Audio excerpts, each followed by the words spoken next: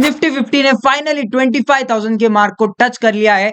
29 जुलाई 2024 को निफ्टी ने 24,999.75 का हाई लगाकर फिर वहां से एक डिप लिया था। तो अब हम इस वीडियो में जानना चाहेंगे कि 25,000 पर निफ्टी आ चुका है, तो क्या निफ्टी एक रिस्की टेरिटरी में चला चुका है या फिर इसके बाद भी निफ्टी में पोटेंशियल है कि वो 26,000 या 27,000 आपको 2024 के अंदर ही बता दे। तो चलिए वो सारे रीजंस के बारे में बात करते हैं जिस वजह से निफ्टी बढ़ रहा है, और क्या निफ्टी सच में रिस्की टेरिटरी में गया है कि नहीं, इस पे पूरा डिटेल एनालिसिस करते हैं।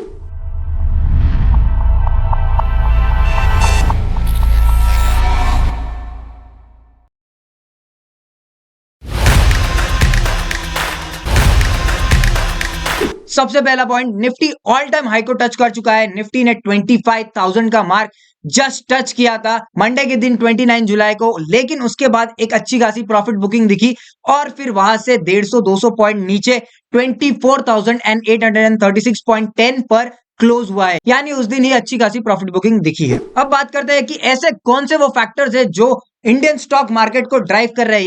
यानी रिटेल इन्वेस्टर्स के लिए कुछ खासा अच्छा बजट नहीं था और बजट के अंदर काफी टैक्सेशन बढ़ाए गए, लेकिन उसके बाद भी निफ्टी रुकने का नाम नहीं ले रहा है और निफ्टी ने आज एक और नया ऑल टाइम हाई टच कर लिया है। तो जानते हैं कौन से ऐसे रीजंस है जो निफ्टी को इतना आगे बढ़ने के लिए मोटिवेट कर रहे हैं। सबसे पहला और सबसे इंपॉर्टेंट रीजन है रिटेल इन्वेस्टर्स। रिटेल इन्वेस्टर्स के अंदर हर हफ्ते 8 से 10 लाख नए लोग जुड़ रहे हैं निफ्टी 50 में इन्वेस्ट करने के लिए।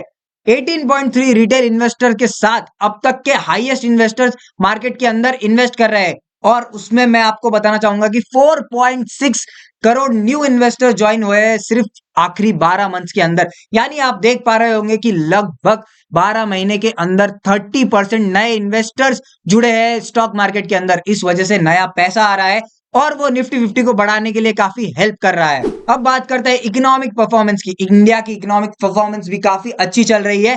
8% के ऊपर जीडीपी की ग्रोथ का अनुमान लगाया जा रहा है, और इसी के साथ साथ जैसा मैंने कल के वीडियो में बताया था कि इंडिया का जो फॉरेन रिजर्व है वो भी ऑल टाइम हाई पे चल रहा है, यानी इंडिया की इकोनॉमिक परफॉर्मेंस भी बढ़िया चल रही है। इस वजह से जो इन्वेस्टर्स का भरोसा है इंडिया की स्टोरी पर वो बढ़ते ही जा रहा है। तो इन सारे रीजंस की वजह से इंडियन इन्वेस्टर्स काफी कॉन्फिडेंट है और उसके साथ साथ फॉरेन इन्वेस्टर्स भी काफी कॉन्फिडेंट है इंडिया की ग्रोथ स्टोरी पर, और ऐसा प्रेडिक्शन लगाया जा रहा है कि ऐसे ही ग्रोथ स्टोरी अगर इंडिया की अगले 10 साल के अंदर रही तो यहां से निफ्टी 50 अगले 10 साल में डबल या ट्रिपल भी हो सकता है। और सबसे important, capital inflows retail investor से तो अच्छे आ ही रहे हैं, इसके साथ साथ म्यूचुअल फंड में भी काफी लोग इन्वेस्ट कर रहे हैं। और उससे भी अच्छी चीज ये है कि जो कंपनीज है उनके Q1 के परफॉर्मेंस काफी शानदार आ रहे हैं, इस वजह से जो ग्रोथ का मोमेंटम है वो बढ़ते ही जा रहा है।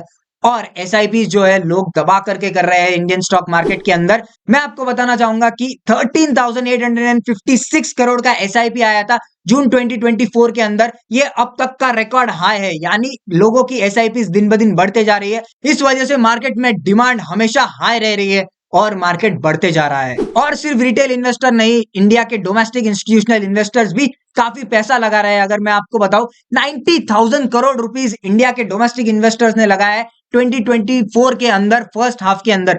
तो इस वजह से एक ही हाफ के अंदर इतना ज्यादा पैसा पंप किया जा रहा है इंडियन स्टॉक मार्केट के अंदर। इस वजह से डिमांड काफी हाई है, सप्लाई उतना ज्यादा है नहीं, और यही है मेन रीजन निफ्टी को बढ़ते रहने का। और उसके साथ साथ गवर्नमेंट और प्राइवेट सेक्टर जो कैपेक्स कर रहा है इंडिया के अंदर, इस वजह से नए नए इन्वेस्टमेंट अपॉर्चुनिटीज खुल रहे हैं और रियल एस्टेट के अंदर काफी बूम आ रहा है। अब ये तो आपने अच्छी अच्छी बातें सुन ली कि निफ्टी क्यों बढ़े जा रहा है, लेकिन अब मैं आपको रियलिटी चेक देना चाहूंगा कि क्या इंडियन स्टॉक मार्केट एक रिस्की टेरिटरी में आ गया है, क्या अब आपको इन्वेस्ट करना चाहिए या नहीं। तो आपकी कैसी एक्सपेक्टेशन होनी चाहिए 2024 के सेकंड हाफ को लेकर और लॉन्ग टर्म फ्यूचर को लेकर, हम दोनों डिस्कस करेंगे कि शॉर्ट टर्म में आपकी अप्रोच कैसी होनी चाहिए और लॉन्ग टर्म में आपकी अप्रोच कैसी होनी चाहिए। सबसे पहले बात करते हैं कि हाई वैल्यूएशंस। निफ्टी 50 ने पिछले एक साल के अंदर 14% का रिटर्न जनरेट किया है। ये एक बहुत ज्यादा रिटर्न होता है एक इंडेक्स के लिए। इस वजह से अब यहां से आगे बढ़ने की प्रोबेबिलिटी थोड़ी कम हो जाती है, क्योंकि ओवर वैल्यूएशन का डर मंडराने लग जाता है। और ये तो हो गई निफ्टी की बात, लेकिन मैं आपको बताऊं Nifty 150 and Nifty small cap 250 ने तो 27% का रिटर्न जनरेट किया है 2024 के अंदर ही।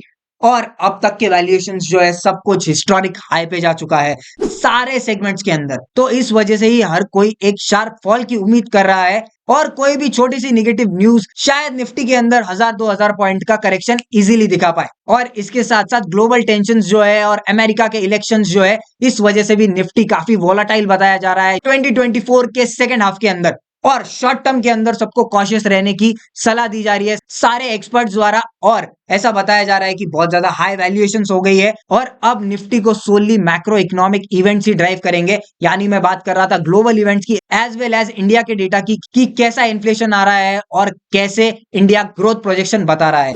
और सबसे इंपॉर्टेंट चीज है कि मार्केट अब ओवरहीट हो चुका है, यानी बहुत ज्यादा सिलेक्टेड सेक्टर्स के अंदर ही आपको इन्वेस्ट करना चाहिए। और अभी जिस वैल्यूएशंस पे है मार्केट वो काफी प्रीमियम के अंदर है, इस वजह से ही शॉर्ट टर्म के अंदर आपको थोड़ा कॉशियस रहना है और लॉन्ग टर्म के अंदर आप बिंदास इन्वेस्ट कर सकते हो। और अगर आपको ये देखना है कि कौन से सेक्टर्स पे फोकस करना चाहिए तो बैंकिंग, टेलीकॉम, एफएमसीजी और फाइनेंशियल सर्विसेज, ये वाले सेक्टर्स एवरग्रीन सेक्टर होते हैं, या आप इजीली बेट कर सकते हो। और इसी के साथ साथ एक केमिकल सेक्टर है जो काफी करेक्ट हो चुका है, तो आप केमिकल सेक्टर पे ज्यादा ओवरवेट हो सकते हो। और इसके साथ साथ रिटेल इन्वेस्टर्स की वॉलेटिलिटी काफी मेंटेन हो रही है। अगर रिटेल इन्वेस्टर्स ने अपना सपोर्ट हटा दिया तो मार्केट के अंदर 10% का बड़ा करेक्शन भी आ सकता है। और अब बात की जाए कि मार्केट एक हिस्टोरिकल बबल पे आ चुका है। जैसे मैं पी रेशियो की बात करूं निफ्टी 50 की, तो हिस्टोरिकल पी रेशियो जो एवरेज है वो 20 का होता है, लेकिन अभी पी रेशियो 26 का चल रहा है। यानी आप देख पा रहे हो कि मार्केट 1.3 टाइम्स ओवर वैल्यूड है। यानी यहां से 30% का करेक्शन आ सकता है अगर हिस्टोरिकल पीई पे जाए, पर ऐसा होगा नहीं क्योंकि ये जो पीईज बढ़ रहे हैं ये फ्यूचर प्रोजेक्शंस को देखकर बढ़ रहे हैं। लेकिन अब काफी पीई बढ़ चुका है, तो अब देखना पड़ेगा कि एक्चुअल में अगर अर्निंग्स उतनी नहीं बढ़ रही है तो शायद ग्रोथ भी उतनी ज्यादा ना आए मार्केट के अंदर। और इसके साथ साथ जो रिटेल इन्वेस्टर या इंडिया का मिडिल क्लास इन्वेस्टर जो है वो ऐसा ना हो कि ओवर वैल्यूड मार्केट में अपना सारा पैसा डाल दे और फिर उसके बाद मार्केट बहुत टाइम तक स्टैग्नेंट रहे या रिटर्न्स ना दे पाए। इस वजह से आपको ब्लाइंडली भरोसा नहीं करना है कोई भी लेवल्स और वैल्यूएशंस पर। आपको एक इन्फॉर्म्ड इन्वेस्टर्स की तरह पूरा डिटेल एनालिसिस करना चाहिए कोई भी शेयर के अंदर इन्वेस्ट करने से पहले, और फिर देखना चाहिए कि उसकी फ्यूचर प्रोजेक्शंस कैसे होंगे, उसके बाद ही उसके अंदर इन्वेस्ट करना चाहिए। तो मैं सारे इन्वेस्टर्स को बधाई देना चाहता हूं कि निफ्टी ने फाइनली 25,000 का मार्क अचीव कर लिया है, लेकिन ऐसा माना जा रहा है कि निफ्टी अभी थोड़ा कंसोलिडेट करेगा इस मार्क के अराउंड, इसलिए आपको थोड़ा कॉशियस रहना है। पर आप डेफिनेटली इंडिया की ग्रोथ स्टोरी का पार्ट बनिए और आप भी शेयर मार्केट के अंदर आपकी कैपेसिटी के अनुसार पैसा लगाते रहिए, क्योंकि यहां से शेयर मार्केट जरूर बढ़ने ही वाला है। लेकिन मैं आपको सजेस्ट करूंगा कि शॉर्ट टर्म के अंदर आपको थोड़ा कॉशियस रहना ही चाहिए। तो ऐसी डेली स्टॉक्स और फाइनेंस की अपडेट के लिए आप फॉलो कर सकते हैं इस चैनल को, और इतनी समराइज इंफॉर्मेशन आपको और कोई चैनल पर नहीं मिलने वाली, इसके लिए नोटिफिकेशन जरूर ऑन करके रखिए। मिलते हैं नेक्स्ट वीडियो के अंदर, तब तक के लिए जय हिंद।